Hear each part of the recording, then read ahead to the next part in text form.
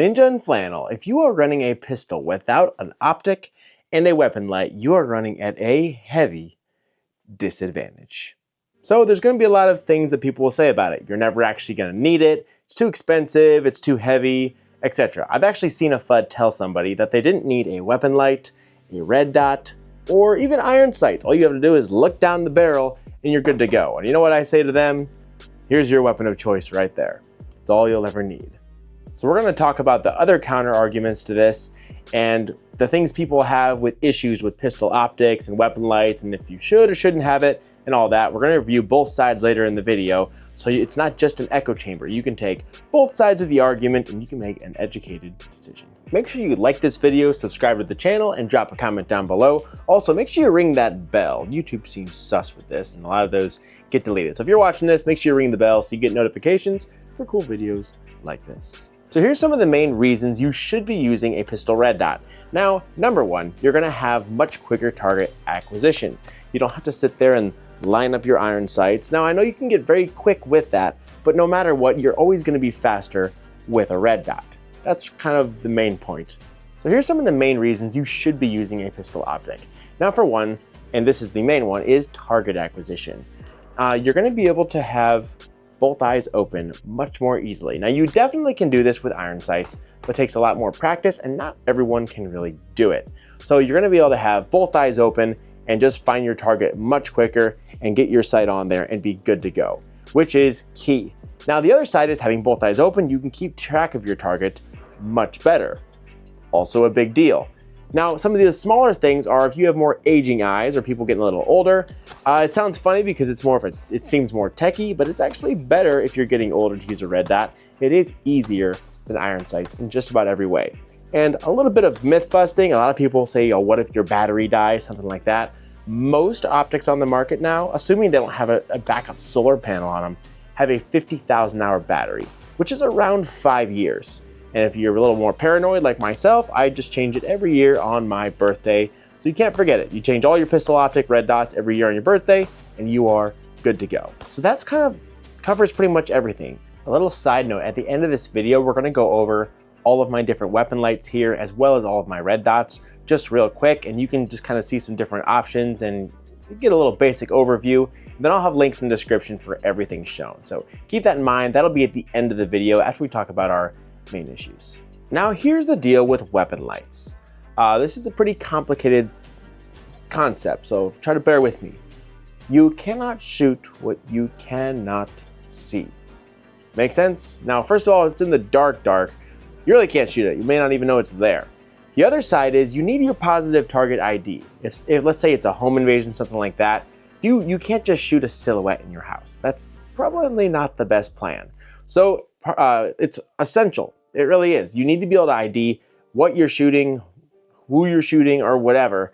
And the only way to do that is a weapon light. I shouldn't say the only way. I guess you could use a handheld light and do something funky like this type deal. Or they have those ones that go on your ring finger and you can have this. It's not worth it. Weapon light, it's always there. You can still carry a backup flashlight like I do, but on your pistol is the way to go. And the one here actually has an infrared aiming laser for shooting with nods. And that's a little side bonus. Nods are a whole different topic. We're not going to get into that here. But the weapon light, you need to be able to shoot and ID what's in front of you. On top of that, you may not actually have to shoot at all. If you send this right in somebody's face like that, you might be able to deter the threat before anything even happens. So that's a real key factor. If you can avoid having to shoot, it would be a better option. Here's an instance where you wouldn't need a weapon light. Now, this is an Arma Zika AZP1, and this thing is stinking awesome.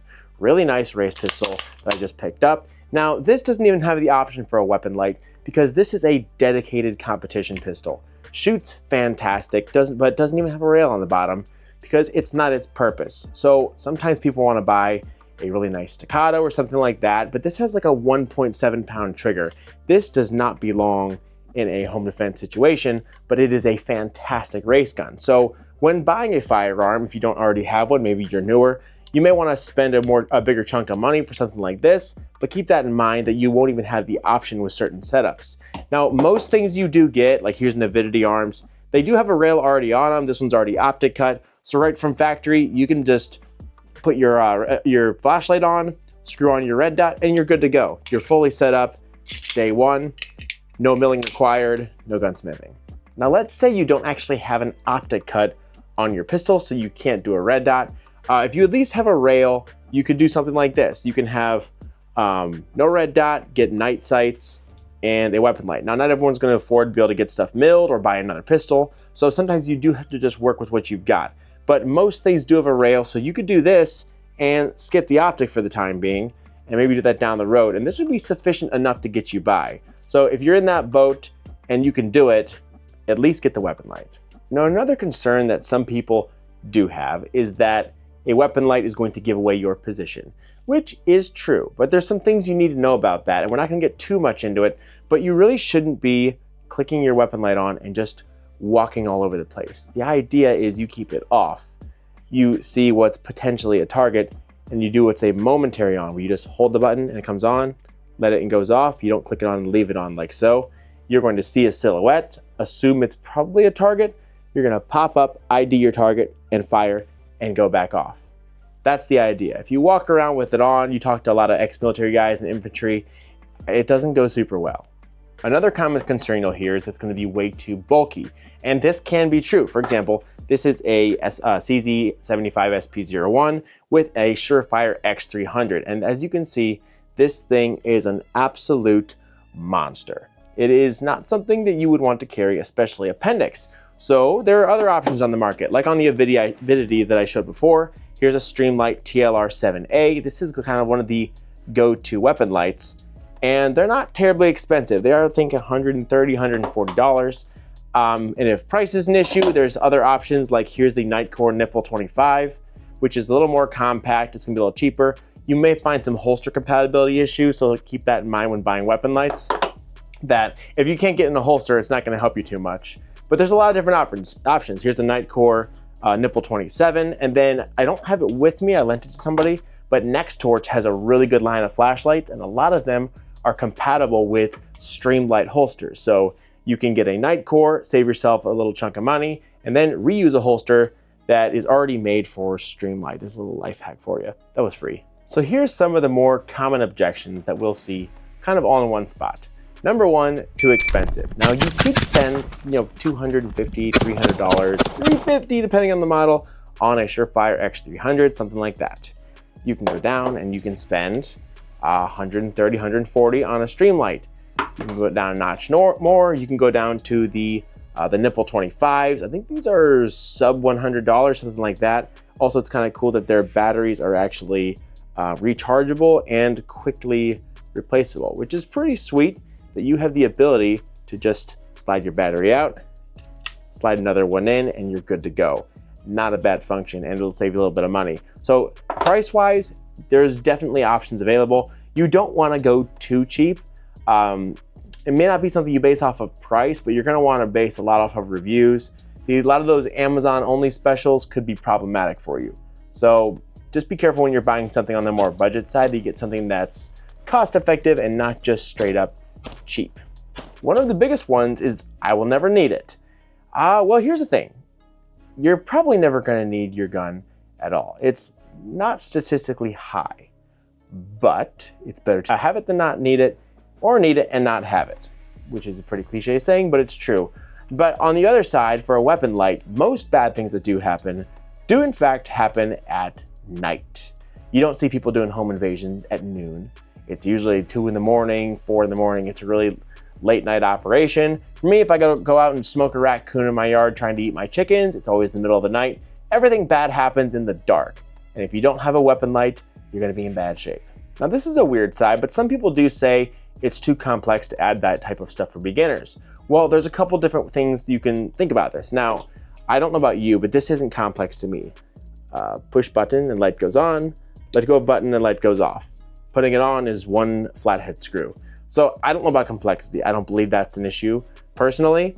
And as far as for beginners or really anybody, the spot you place a weapon light on a pistol is in the best spot possible, because it actually functions as a little bit of a counterweight in the front. And the bigger flashlight you have, the more counterweight you've got, which reduces overall recoil just by holding your muzzle down while it's trying to flip up. Pretty nice little perk.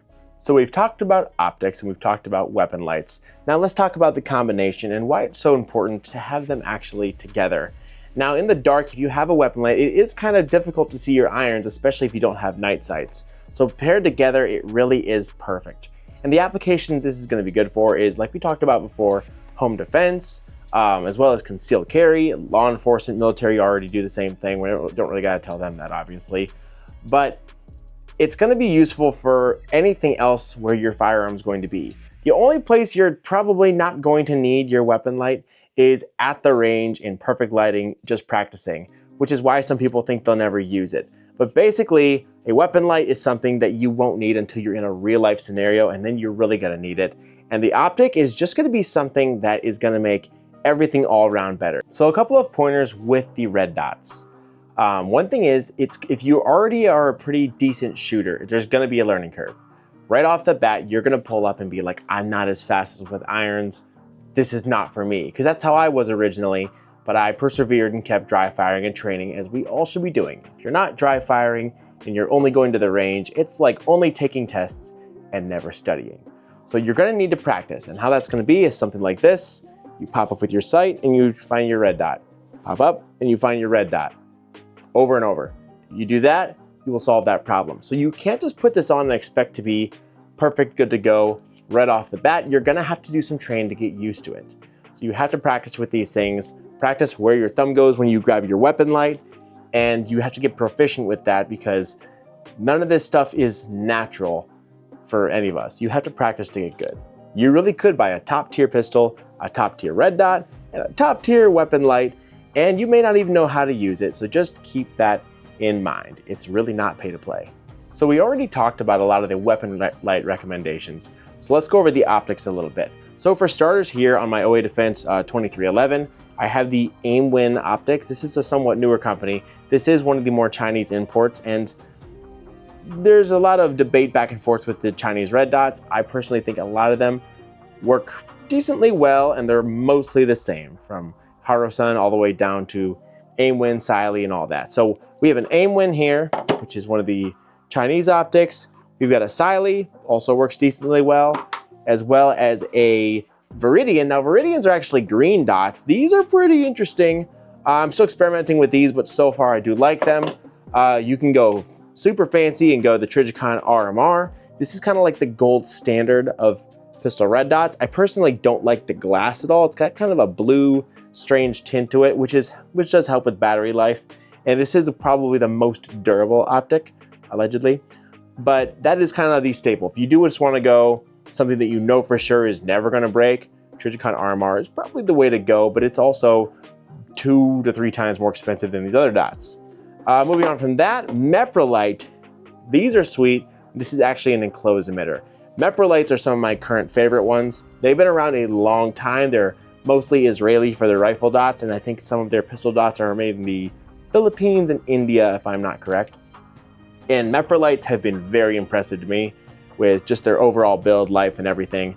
After that, this is more experimental. This is actually the O-Sight, same company that makes the O-Light flashlights, and these actually have a magnetic charging case on them.